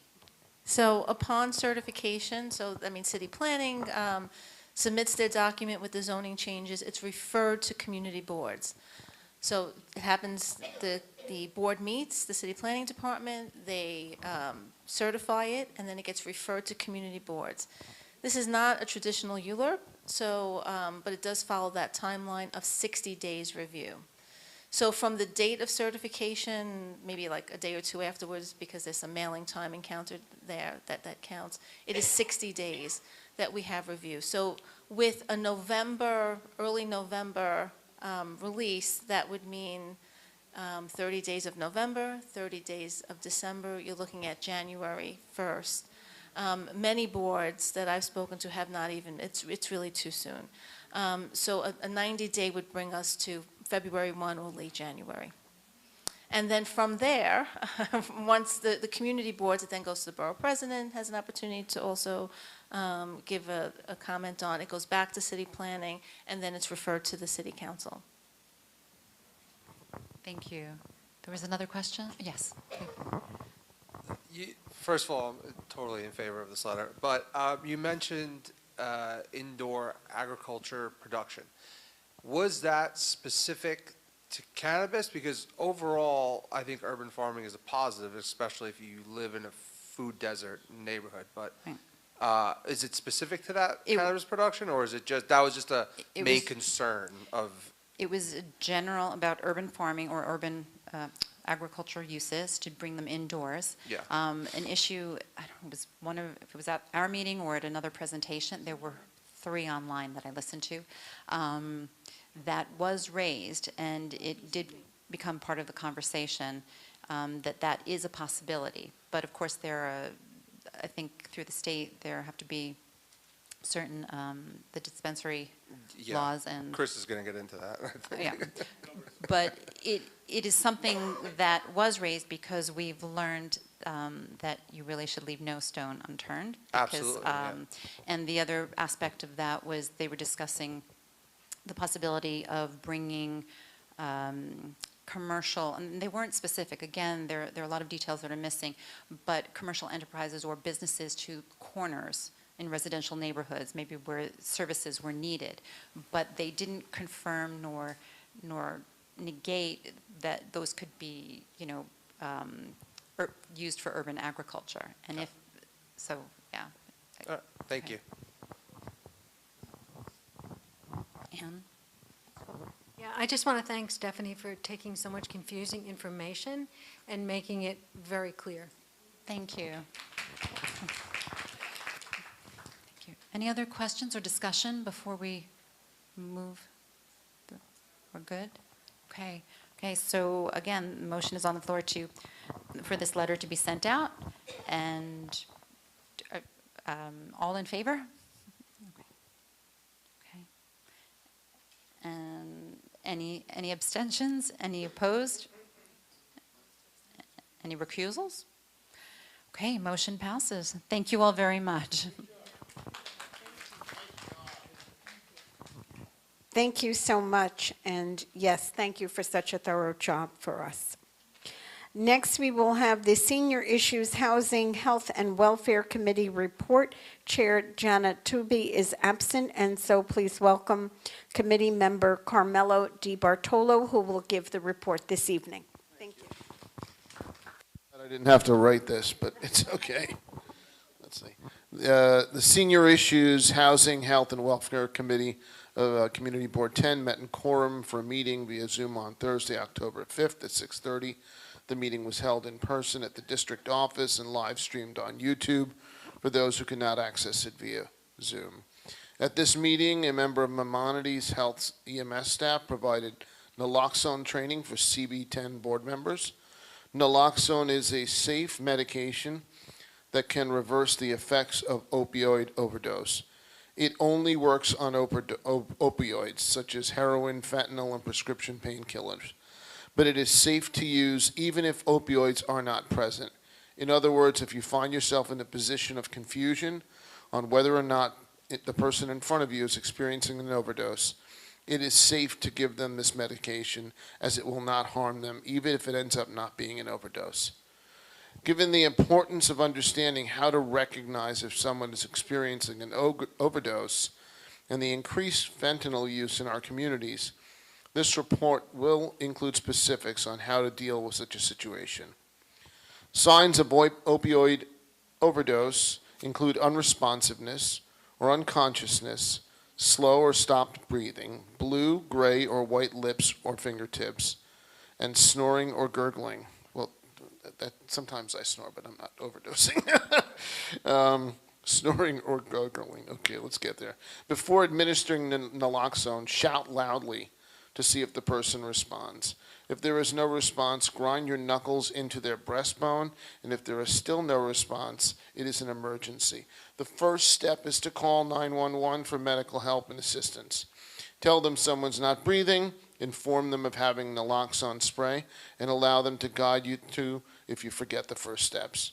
You may administer naloxone at this time. Be aware that you cannot test the device. It's a one shot. You just have one time to get it in. If there is, and you can administer it, and you don't test it, you just stick it in the nose and go. If there's no response in 2 minutes, you can give a second dose. You may commence rescue breaths or CPR as soon as possible. When not giving naloxone or rescue breaths, put the person on their side to prevent choking, and then stay with the person until medical help arrives. Naloxone kits typically have an expiration date of about 2 years, and they may still be effective after this date. So it might be better to use an expired spray than nothing at all in such a situation. For emphasis, it is vital that if you find yourself in such a situation, you call 911 first, as naloxone only works for 30 to 90 minutes and may cause withdrawal symptoms until it wears off. Also, do not put yourself in harm if the individual does not respond to naloxone treatment and does not want to remain seated for medical care to arrive. It's very important to understand that individuals suffering from substance abuse disorders are often stigmatized. In an increasing the number of the community members receiving such training, individuals are more understanding that opioid overdoses can happen to anyone, including friends, relatives, friends, and colleagues. Opioid overdoses can result from various sources, including prescription medications and accidental double dosing. The conversation emphasizes the importance of making naloxone readily available to the public to help save lives in overdose situations. Board members stressed increasing the number of naloxone training and approaching various groups, including seniors, community organizations, schools, and religious institutions. Board members also discussed the importance of making naloxone kits available in restaurants, bars, and other public spaces, as aforementioned, in order to increase accessibility to anyone who might be encountering an overdose situation. Naloxone is distributed by the New York City Department of Health and is also available at some pharmacies, often without a prescription. With all this being said, contact NYC Well 24/7 to find naloxone support, or with substance abuse or mental health at 888-692-9355. Chat online with nyc.gov/NYC Well, or text Well to 65173. Overall, this conversation is part of an ongoing effort to increase education and knowledge and empower individuals to respond effectively to opioid overdoses, drug abuse, and underage use of highly addictive substances like vaping. The more people engage in such important conversations, the more people are aware of potentially life-saving steps such as naloxone administration, and the better chances of saving lives and decreasing the overall improper use of such substances.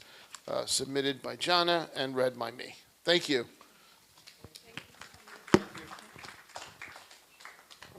Thank you so much. And now we move on to the Police and Public Safety Committee report. Please welcome Chair Chris Ellison. Welcome back. Thank you.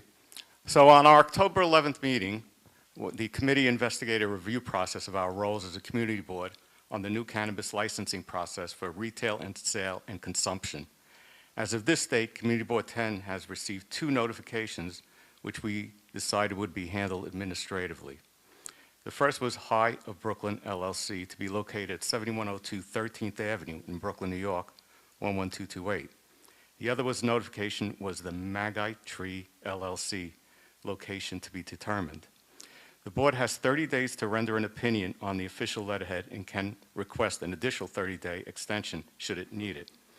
In review of the notification of Ohio Brooklyn LLC, the location is next door to a preschool, Ring Around the Rosie, which violates the 500-foot rule, which is in statute.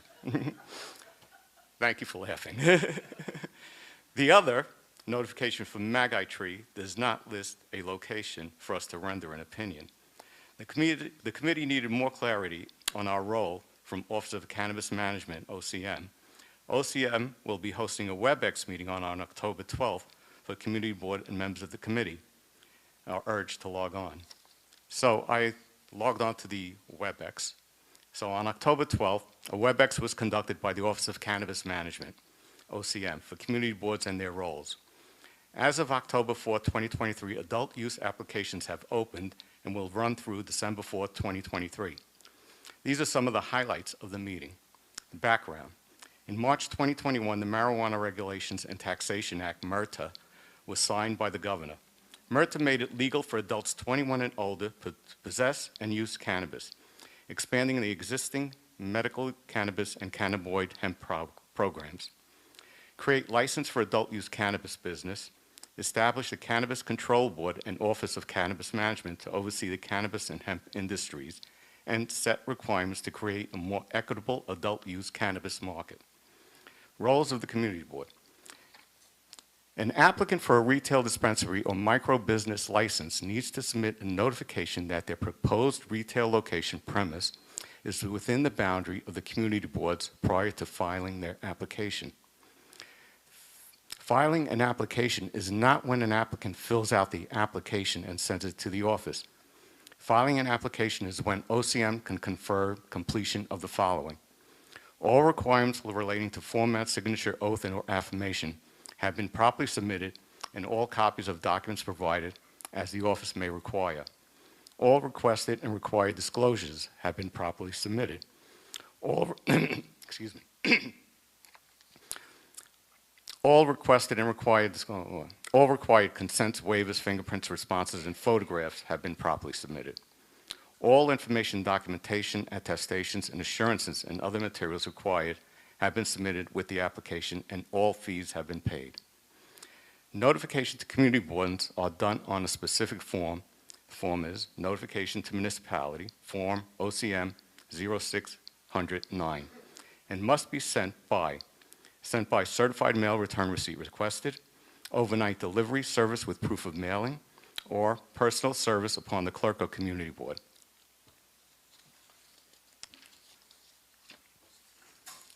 Once notification is received, the board has 30 days to respond and render an opinion. It can also request an additional 30-day extension. A total of 60 days will be given if an extension is requested. Pursuant to Section 76 of the Cannabis Law, not less than 30 days nor more than 270 days before filing an application for licensure as an adult use retail dispensary or registered organization, adult use cultivator, process distributor, retail dispensary, or an on-site consumption licensee. An applicant shall notify the municipality, which is the community board, in which the premise is located of such applicant's intent to file such an application. Applicants for a micro business authorized to conduct retail sales of cannabis products to consumers must also complete this notification in the same manner as an applicant for an adult use retail dispensary license. An applicant must notify the community board 30 days prior to this application being filed with the office. The office does not consider an applicant for a retail dispensary or micro business with retail authorization filed with the office until the applicant proves proof of control of the proposed retail location.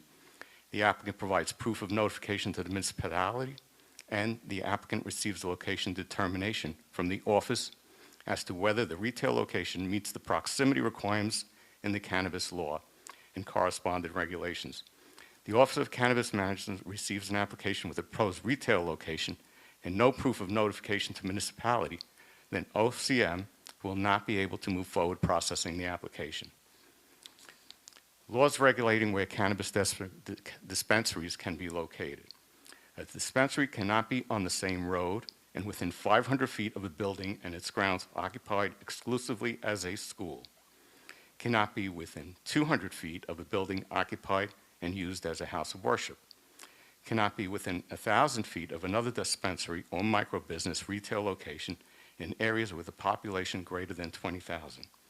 Cannot be within 2,000 feet of another dispensary or micro-business retail location in areas with a population less than 20,000. Laws of regulations which limit where cannabis dispensaries can be located.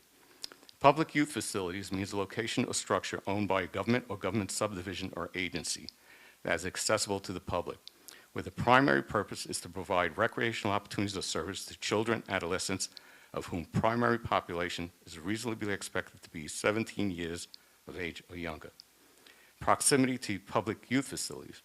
Measurements will be taken to the nearest entrance of the premise licensed operating as a retail dispensary, on-site consumption micro-business or registered organization dispensary. The center of the nearest entrance of the nearest building of such public youth facility. If no entrance exists, the nearest structure of that public youth facility. If no structure exists, the nearest point of the grounds of that public youth facilities, legally defined property boundary as registered in the county clerk's office. I would equate this more like to a public park. If no clear delineation of grounds exists, the nearest point of equipment, the primary purpose of which is reasonably expected to be used by children 17 years of age or younger. Enforcement activities. OCM's Enforcement Division has been conducting investigation locations, owners, products sold, etc., on all illicit cannabis operations since January of 2022. Okay. The Enforcement Division routinely confers with local DAs, law enforcement across the state about strategies in cannabis enforcement. OCM investigators work on multiple agency task forces to shut down illicit storefronts. The Enforcement Division continues to staff up and engage in enforcement actions across the state. The Enforcement Division visits illicit stores, issues cease and desist letters to stores conducting themselves contrary to existing laws, and assists local law enforcement in their investigation involving illicit stores. An overview of the enforcement activities. Revisions to the cannabis law and tax law were included in state fiscal year 23-24 budget to establish a comprehensive framework to address the spread of unlicensed cannabis shops statewide. The law empowers the Office of Cannabis Management to take enforcement action against businesses selling cannabis without a license. Bolsters the enforcement authority of the Office of Cannabis Management to conduct regulatory inspections of all businesses selling and giving away cannabis. Allow for the inspection of these businesses by using a court order if these businesses do not allow the Office of Cannabis Management to inspect of these businesses by, allow for the inspection of these businesses by using a court order if the business do not allow OCM to conduct an inspection. Empowers OCM to seize cannabis found in unlicensed cannabis businesses. Empowers OCM to assess civil penalties, tax, OCM fines, and penalties against unlicensed cannabis businesses. Information about activities that may be in violation of the cannabis law can be sent to OCM via email or through their website at cannabisny.gov/report-and-incident. When submitting a complaint, they would like you to include the following: the name of the business, time of alleged illicit activity, location of alleged illicit activity, pictures of alleged illicit activity, indication if there have been previous police contact, proximity to sensitive use locations such as schools or houses of worship, contact information of persons reporting the alleged illicit activity for any of the following, I need water. Contact information of the persons reporting the alleged illicit activity for any follow-up questions investigators may have. The above excerpts are submitted for your information. And I'll try and answer any questions that you may have. Well, they just started, they just put in the 23-24 budget for OCM to start enforcement. Prior to that, I don't think the law had any type of enforcement written into it, as we all see in our neighborhood. No. So it empowers them now, the Office of Cannabis Management, and they're staffing up to start the enforcement of these illegal shops. What can they do about these illegal shops? You and I, we have all seen them. They go in one day, they close them for 24 hours, and they're open the next day. All right. Hopefully this time around, by levying the fines that they're allowed to do and working with the district attorney's office, maybe more can be done. I can't speak for them. So the process, the way I'm hearing it, is they propose, the person requesting the license proposes a location, but prior to that, they filled out all their forms, paid whatever fees need to be paid, and submitted it to the Office of Cannabis Management. They usually fill out the notification prior. So before they even fill out their application, it's part of their application, and then our opinion becomes part of the applicant's process. Is it going to be similar to our opinion on SLA issues? I will be probably presenting it to the board for a vote, yes, on our opinion. So it would be the board's opinion, the committee's recommendation and the board's opinion. Okay. So we'll have that same power. And these are just for dispensaries and micro businesses. And some of these... Have they defined micro business yet? Micro business is like a microbrewery. Like edibles and stuff like that, or food use? It'd be cannabis products. Could be, micro business could be as a distributor of their product with their brand, or a facility with consumption. Gotcha. just like a microbrewery is. Or like a hookah bar. Or a hookah bar. And that's my other thing. With the Clean Air Act and the hookah bars, the hookah smoke houses, how are they going to have indoor consumption? I mean, they're talking about tasting rooms. Please. Well, it's the same as a cigar shop, I guess. Probably, with some type of ventilation. Same as a cigar shop. Yeah. Who wants So it? they were grandfathered, if I'm correct. Yeah. Quick, there probably isn't an answer to this, but I'll try. I'll try. So we have an application for CB10 with a location to TBD. We get a notification, not an application. So, how do they know it's in CB10? That's why I think I got one that said to be determined. All right. So It's they're kind of covering their bases. Well, the notification is basically that the applicant is looking for a place in CB10. All right, so they're kind of like... That's in my mind. Putting them, yeah. It's just a little weird that... No, I understand. It's confounding to me, too. So I'm wondering about the place on 86th Street, right above 3rd. The gelato. So, without all the regulations that are now in place or starting to be in place, were they just able to rent a storefront and open their business? Or how did they get licensed? They don't have a license. They're running illegally. Oh, okay. But very out in the open. Very out in the open. There's another place on 74th Street and 3rd Avenue. That's right next to a church. Yeah. You have 30. Yeah. How many in CB10? Approximately 30 locations. Not exclusively selling, but we have about 4 exclusively selling without a license, and the rest have been complaints too about selling marijuana products. There have been multiple complaints, and now that the Office of Cannabis Management has been given some type of authority to start enforcement, Right. it is incumbent upon us to start notifying the Office of Cannabis Management that these locations are operating illegally, such as the one next to Our Lady of Angels. I do wonder how many people wander in looking for ice cream. It's happened to some of our board members.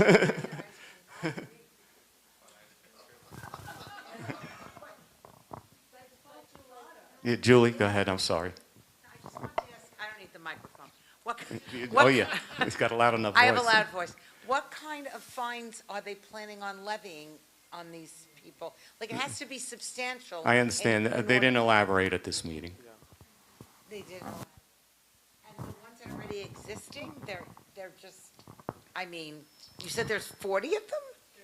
30 in our district? Mhm. That we have complaints about unlicensed. There are about 3 that are standalone marijuana exclusively.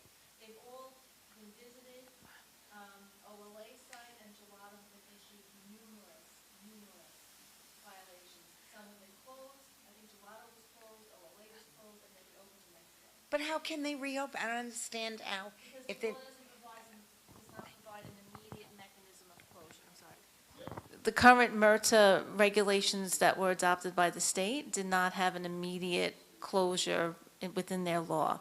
There was some enforcement changes that were made, but there is a process which is lengthy, which now involves the DA's office.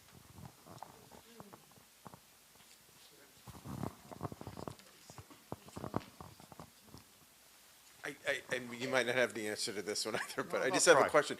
I mean, the dispensaries and businesses that do get a license, they're supposed to be only retailing products from licensed growers, right? Correct. So these illegal Licensed growers in stores- New York State. Yeah, in New York State. Not right? imported from California or Right. someplace else. So that, you know, when we're talking about the teeth that, you know, CMB has, you know, if these illegal operators are not, where are they getting their products from? You know, what's the safety or the public health Well, concern? about it? that's a good I know we don't- question. Yeah, that's the question I raised, so, You know. you know.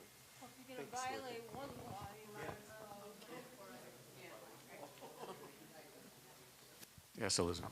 I was just wondering if there's any possibility of using the nuisance abatement law through the sheriff's office to enforce. They have been using That's that. what That's what they've been using, Okay, yes. I'm sorry. Yeah, all right, thanks. Dan? So, another question on the illegal dispensaries that are operating. I mean, are they now going to be able to apply for these licenses? They're going to be or- frowned upon. In other words, Okay. you've been operating illegally. We've issued you multiple cease and desist. Is there any formal way of Can they frowning apply on on them, or? Can they apply under a different name? I don't have an answer for that. Okay. Certainly, if we receive a notice and we know that there's been an illegal operation. Right.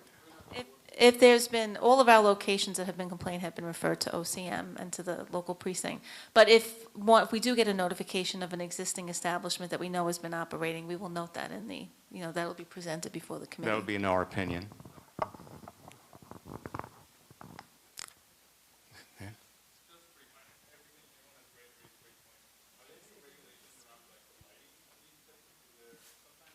Not so much the lighting, but what I did read is that some of these locations were gearing toward younger adults, like some cartoons and et cetera, or marketing.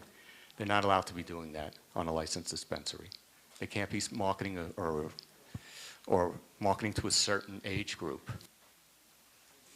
Right. That's the Office of Cannabis Management.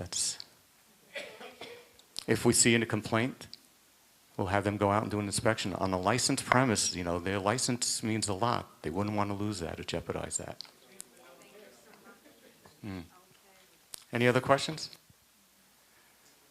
That's submitted for your information. Thank you.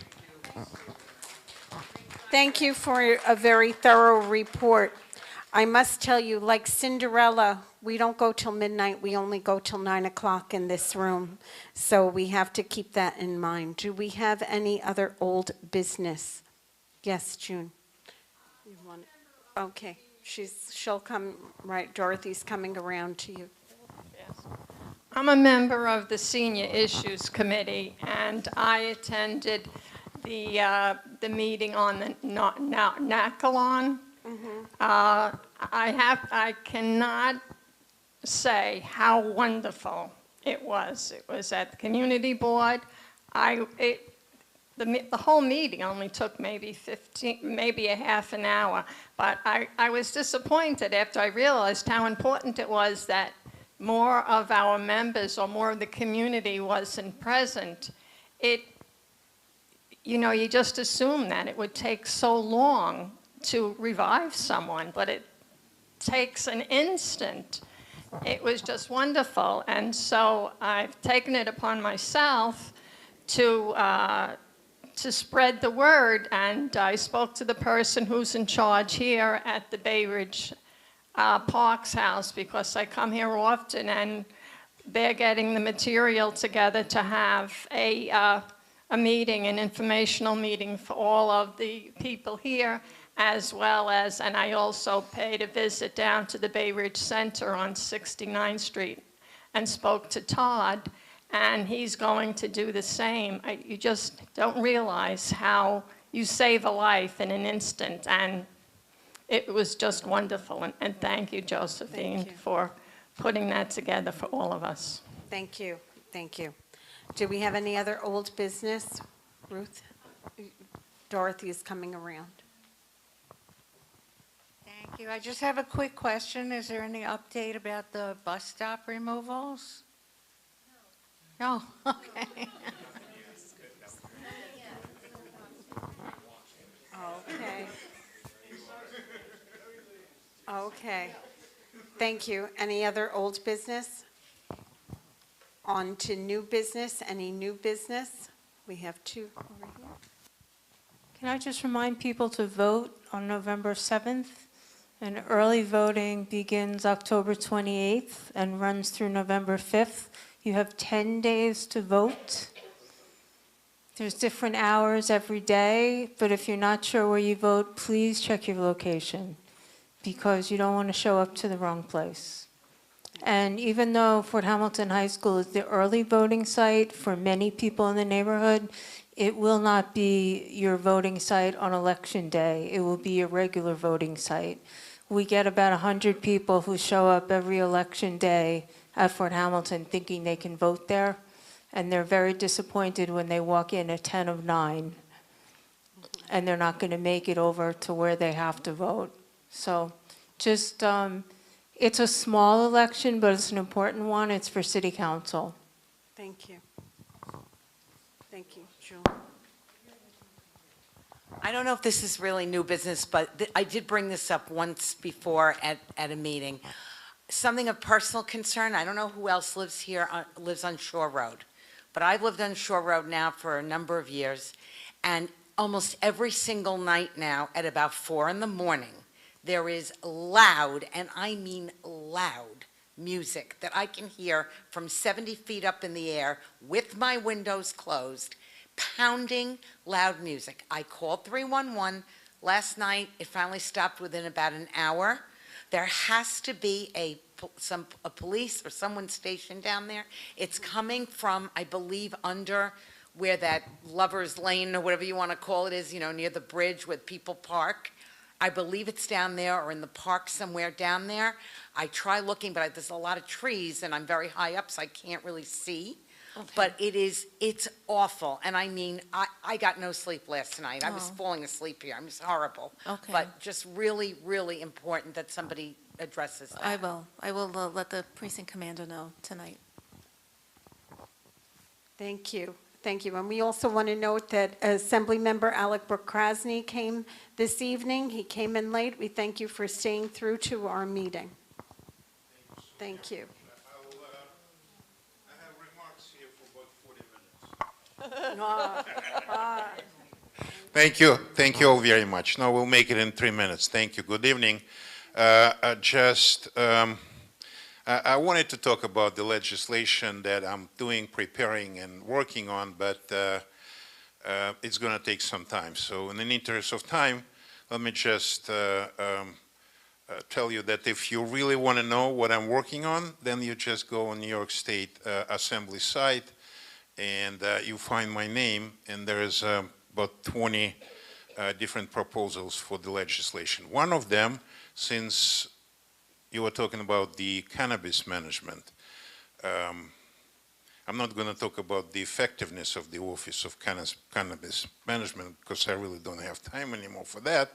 But one of my bills is calling for a prohibiting of smoking that stuff anywhere in public spaces, like we have with the cigarettes for many years now. At first we were very unhappy, now we're all happy. Let me just say that because of the flood and the situation with the flood, I have a new person in my office. So if you have any issues with that, his name is Scott Modlin, and he's my resiliency specialist. He has about 30 years experience in that area. So if you need, if you have any issues, if you need to talk to this guy, please call my office. We're here at 310 93rd Street or in Coney Island. And I just want to say thank you. And by the way, I've been sitting on that gym ball for about a year and a half. Josephine, next time, highly recommend it, highly recommend it. So maybe for the whole board members, it's just easy to sit on that ball for an hour and a half. Thank you all very much. And again, just have a great evening. I know you just, if you start talking about my bills, I'm afraid you fall asleep on me. So I'm sorry. I'm not going to do that. Thank you very much. Thank you. Thank you so much. And now, if there was any other new business? Seeing none, may I ask if we have a motion to adjourn? Oh, yes, and that is seconded. All in favor. We will see you next month. Have a very happy Halloween. Trick or treat.